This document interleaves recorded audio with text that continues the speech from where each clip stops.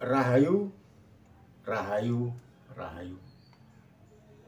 Assalamualaikum warahmatullahi wabarakatuh. Terima kasih tetap tercurah pada Tuhan Yang Maha Esa, di mana pada sampai saat ini kita tetap dalam keadaan sehat walafiat. Dan saya juga berdoa semoga saudara-saudara semuanya tetap dalam lindungannya dan dimudahkan segala urusan dan tetap dalam keadaan sehat walafiat. Amin. Tuh, harus jawab amin. Matur suwun. Sami-sami.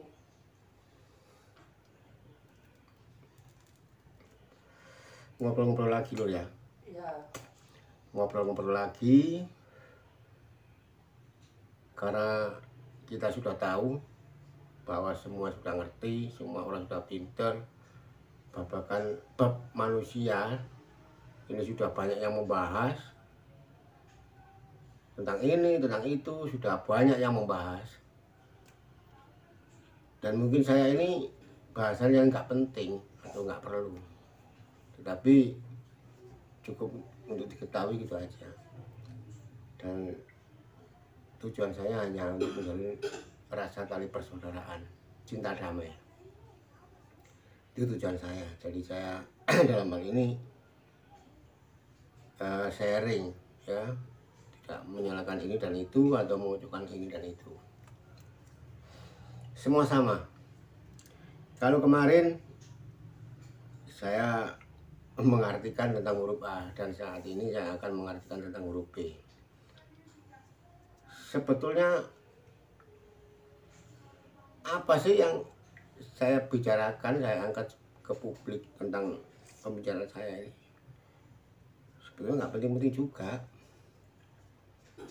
tapi ini buat saya pribadi. Kalaupun ada saudara-saudara yang mau mengerti ya terima kasih, gitu aja.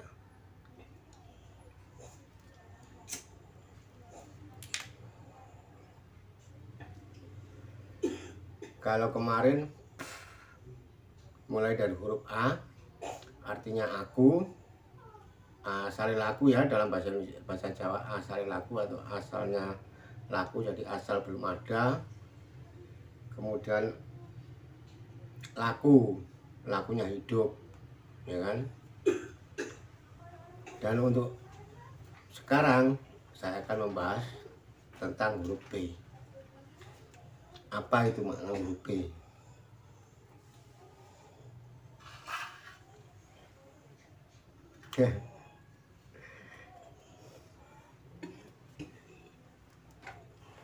Banyak artinya, banyak artinya tentang huruf B. Bisa menjadi buktikan, bicarakan, bahasan dan macam-macam. Dalam hal ini saya akan memetik satu aja. Buktikan kebenaranmu. Buktikan apa yang saudara ucapkan. Satu contoh begini. Buktikan kalau saudara itu bertuhan. Buktikan kalau saudara itu bertuhan. Dan Tuhan itu tidak membedakan, tidak pernah membedakan satu sama lain. Semuanya sama. Yang dianggap penjahat juga masih disayangi dan dikasihi. Yang dianggap tidak penjahat juga tetap dikasihi dan disayangi. Itu Tuhan. Jadi Rahman Rahim itu tetap kita terapkan. Nah, kalau saudara-saudara, sedulur-sedulur semuanya mengaku beragama atau bertuhan, masihkah ada terbesit rasa di hati yang paling dalam untuk membenci yang lain atau menyepelekan yang lain atau meremehkan yang lain? Masih adakah? Ini perlu introspeksi diri yang paling dalam, perlu pembelajaran dari lakunya manusia.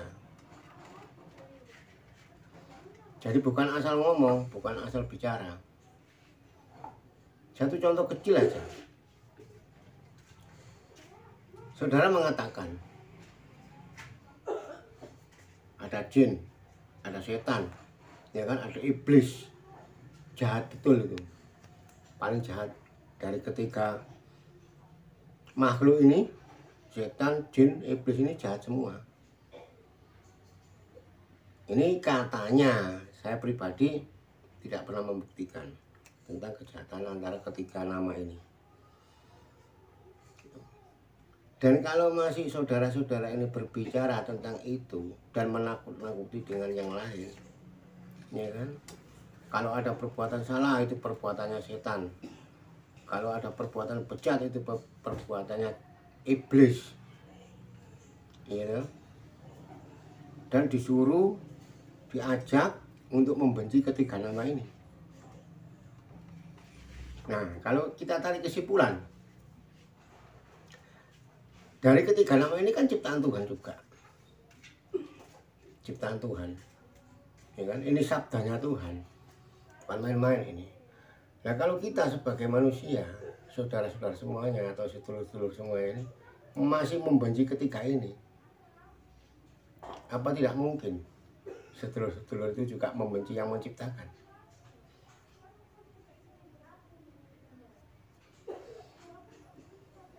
Coba kita renungkan, kita rasakan.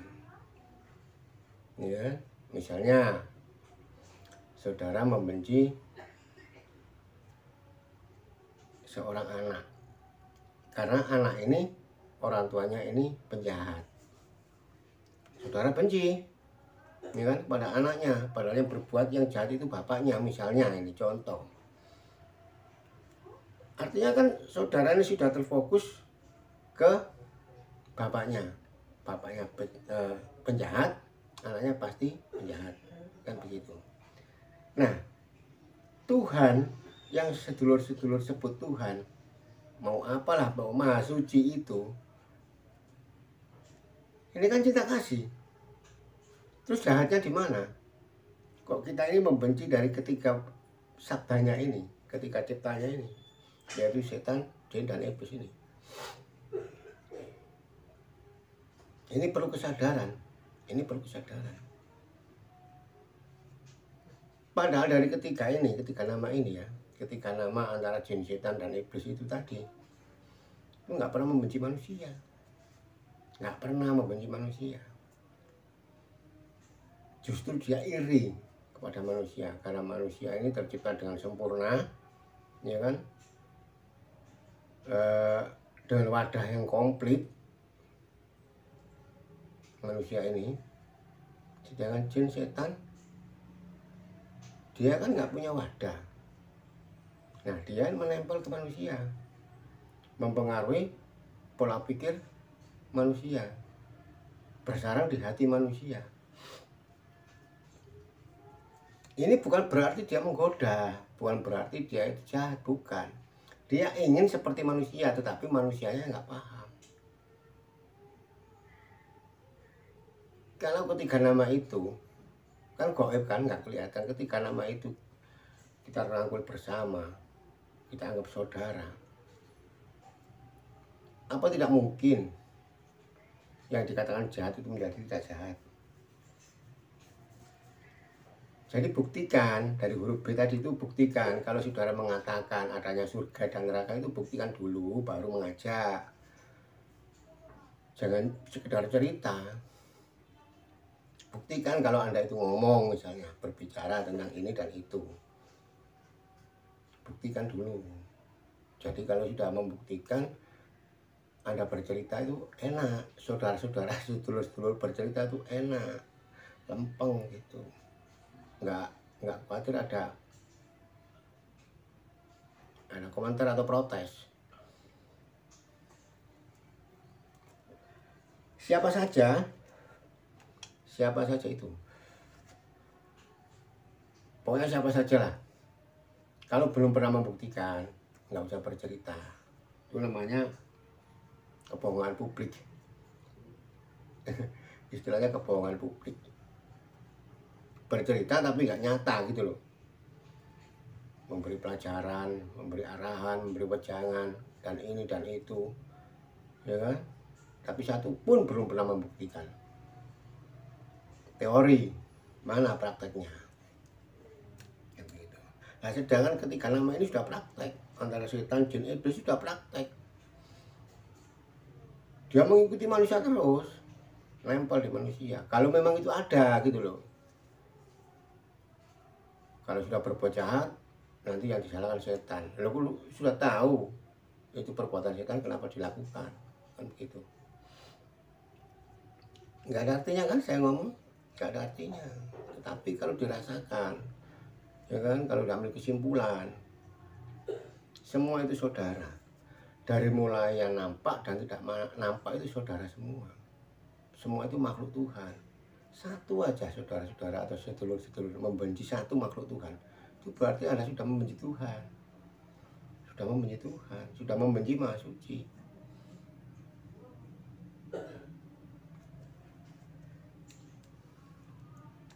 Satu saja, nggak usah banyak-banyak.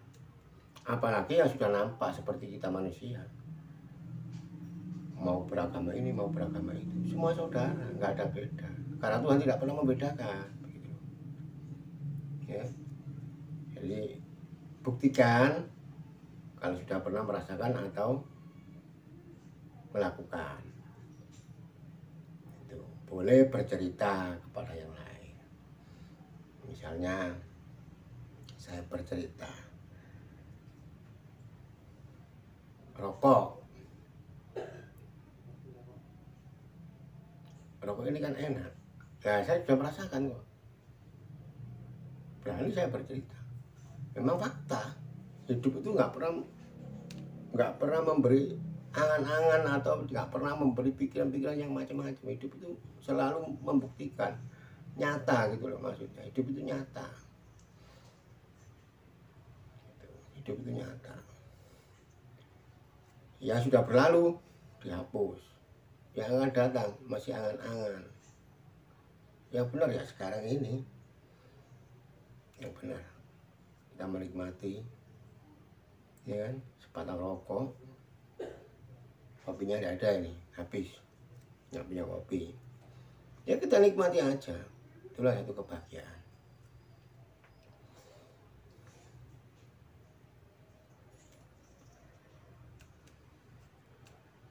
Baik buruk ada pada manusia, bukan pada Tuhan.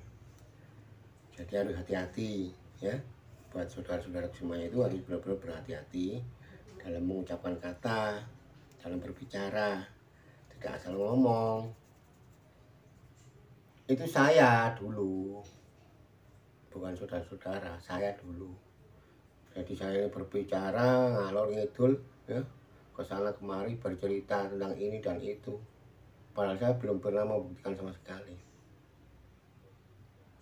Dan pada akhirnya, endingnya, saya diberi bukti oleh Tuhan, diberi kenyataan yang sesungguhnya, nggak kuat, sebagai manusia nggak kuat. Loh, ini kan yang saya bicarakan kemarin, ini kan yang saya katakan kemarin. Nah, terbukti di situ kita akan tahu, buat pembelajaran kita, simple kok kita. Yang penting kita ini damai, rukun. Jadi berbicara itu bukan berdasarkan apa-apa. Kitab suci sejati ada makna itu ada pada diri kita. Ada yang mengatakan tanpa tertulis tapi bisa dibaca, ya kitab suci sejati ada makna ini. Ada pada diri kita. Terbaca semua. Tapi nggak tertulis. Terbacanya apa? Ketika kita diam, merasakan hidup yang sejatinya, kita akan mengetahui, oh saya tadi ada keluputan, ada salah, saya tadi berbuat ini menurut saya benar tetapi masih belum pas. Nah di situ kita benar-benar introspeksi diri. Kalau nggak gitu nggak bisa, asal jalan saja gitu nggak akan nyampe pada tujuan yang diharapkan.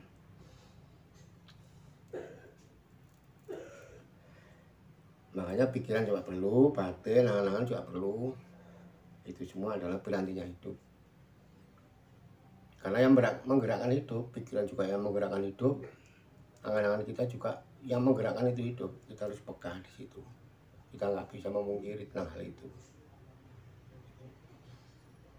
Boleh berbicara apa saja itu boleh, tapi kalau ada bukti gitu loh. Kalau nggak ada bukti, kasihan yang dikasih tahu, yang diberi arahan itu loh, kasihan. Dia mau membuktikan, buktinya gimana? Susah kan?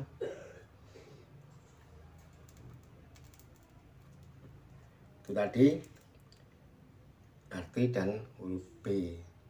Buktikan apa yang Anda bicarakan. Itu. Cukup sekian dulu apa yang bisa saya sampaikan. Ada kurang lebihnya saya mohon maaf. Saya akhiri. Rahayu, rahayu, rahayu. Assalamualaikum warahmatullahi wabarakatuh.